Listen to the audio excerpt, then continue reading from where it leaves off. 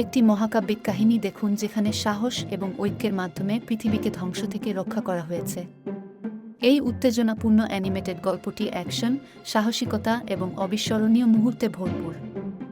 শিশু এবং পরিবারের জন্য উপযুক্ত এই মনমুগ্ধকর অভিযানের মিস করবেন না।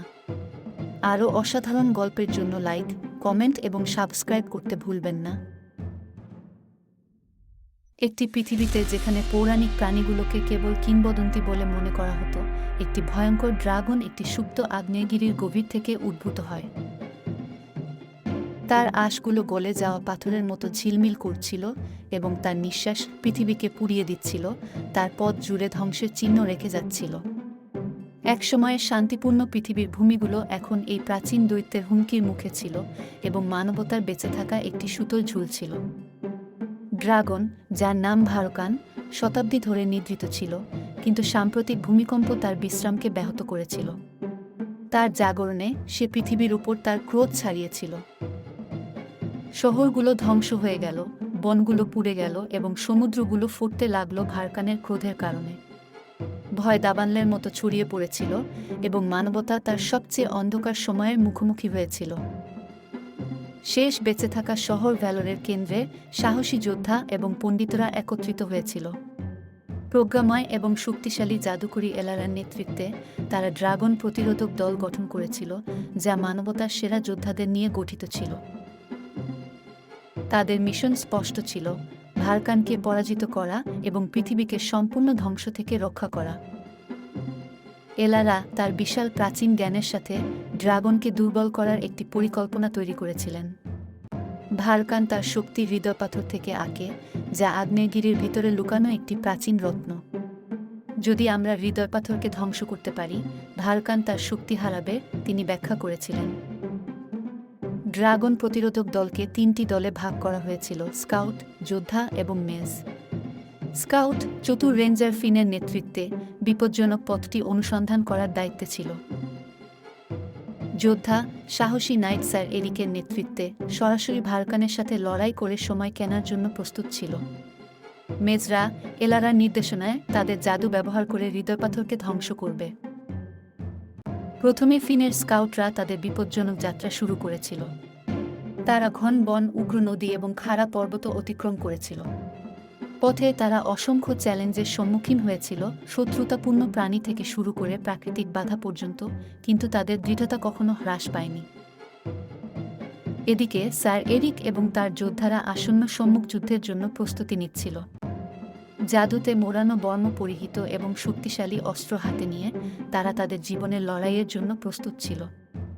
আমরা শুধু নিজেদের জন্য নয়, সমগ্র মানবতার জন্য লড়াই করি, স্যার এরিক ঘোষণা করেছিলেন, তার সৈন্যদের উজ্জীবিত করে।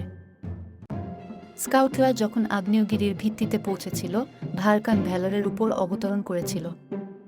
আকাশ অন্ধকার হয়ে গেল এবং পৃথিবী কেঁপে উঠল যখন ড্রাগনের বিশাল রূপ সূর্যকে আড়াল করছিল।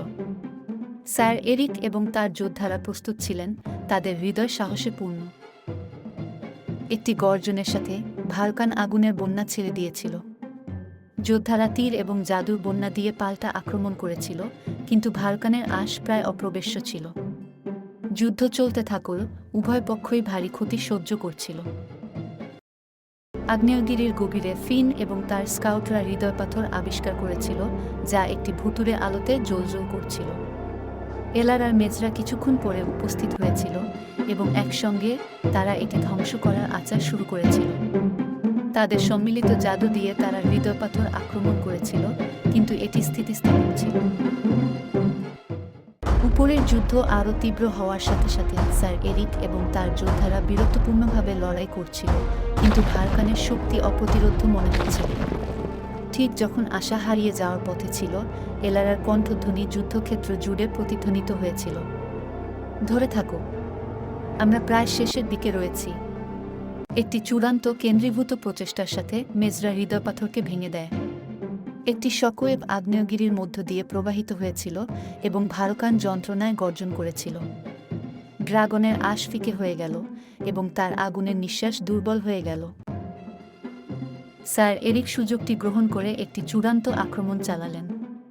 তার তলোয়ারের একটি শক্তিশালী আঘাত দিয়ে তিনি ভারকানের হৃদয়ে আঘাত করেন, একটি প্রাণঘাতী আঘাত।